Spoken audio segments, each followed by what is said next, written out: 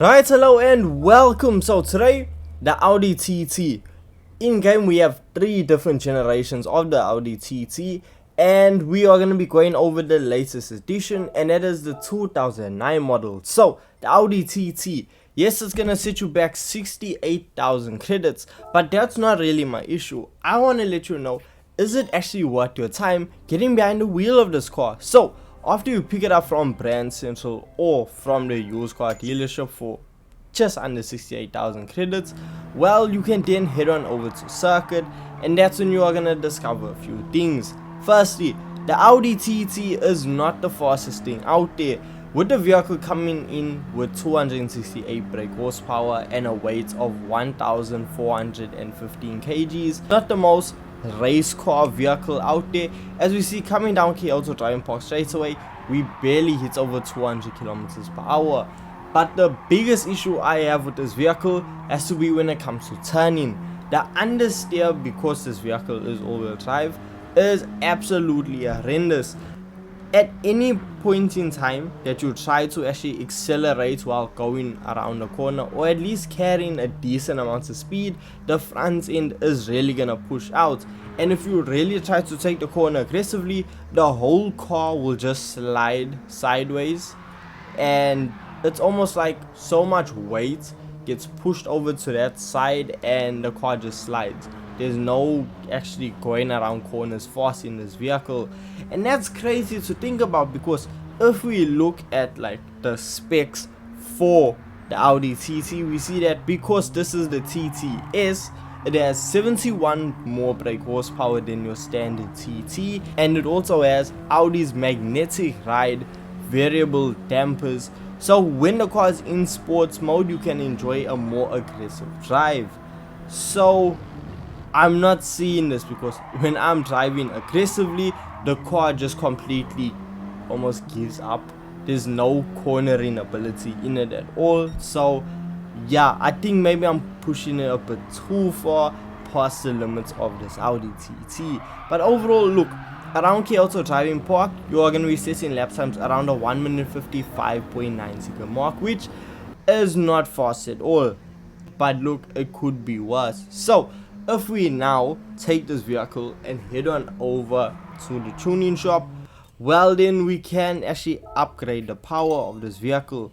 And after spending quite a bit of money on everything from ultimate parts to just sports parts, yeah, we are going to be able to really change the performance of this vehicle, because not only do we increase the power, but we also reduce the weight, with the car now producing 502 brake horsepower and coming in at a weight of 1,103 kg. So a lot of weight got pulled out of this vehicle, which should make it a lot more fun through the corners, and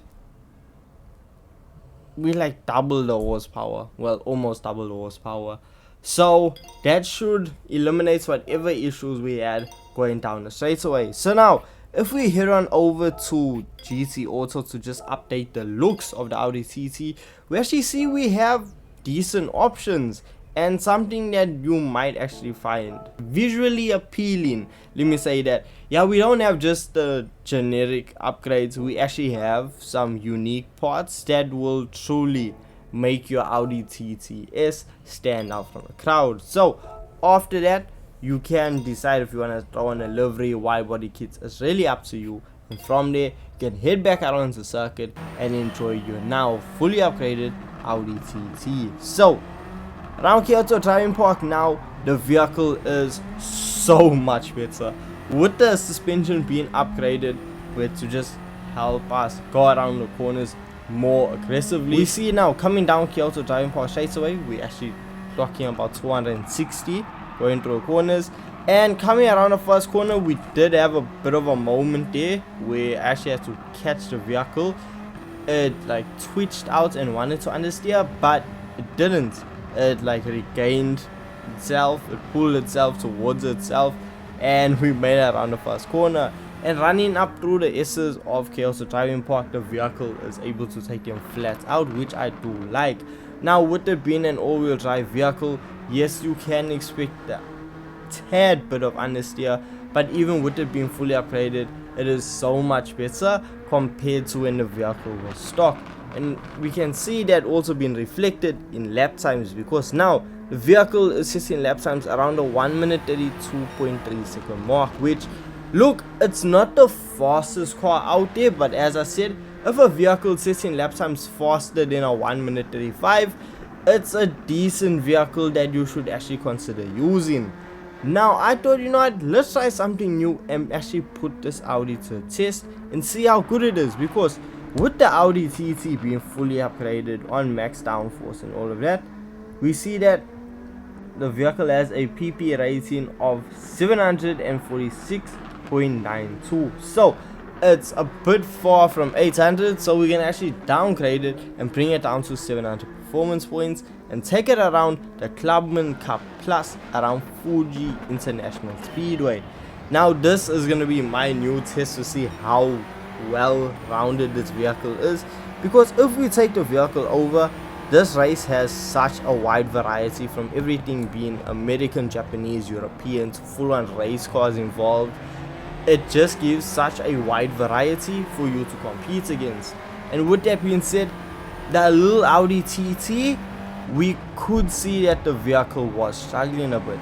Now I don't want to put it down to, oh no, my tune was bad or anything like that, because I have tried this race out previously with other vehicles that I really enjoyed around that same performance points mark, and the Audi TT, you can just feel that it's not where it needs to be. Yes, it hits the 700 performance point cap or the limit, but it's just not as enjoyable at this point, because we see around Fuji International Speedway we were able to make our overtakes, but the vehicle still had a bit of understeer. It still just struggled coming down the raceway, doing about 268.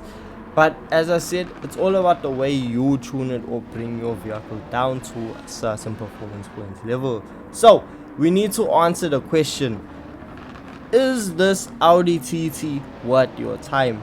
In my opinion, if you had to pick one of the Audi TTs to use and actually experience, I'm gonna say go with the 2014 model. Go with the generation after this one, because with that you can still add the engine from the Audi R8 into that TT, and that vehicle is an absolute blast. I still think about it from time to time.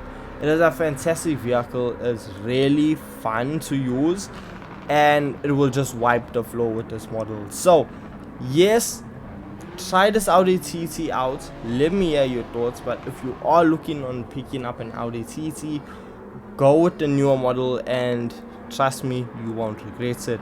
Nothing wrong with this one, but it just is better out there. So with that being said, thank you so much for watching, thank you so much for your time, and I will see you guys in the next Gran Turismo 7 video. Peace.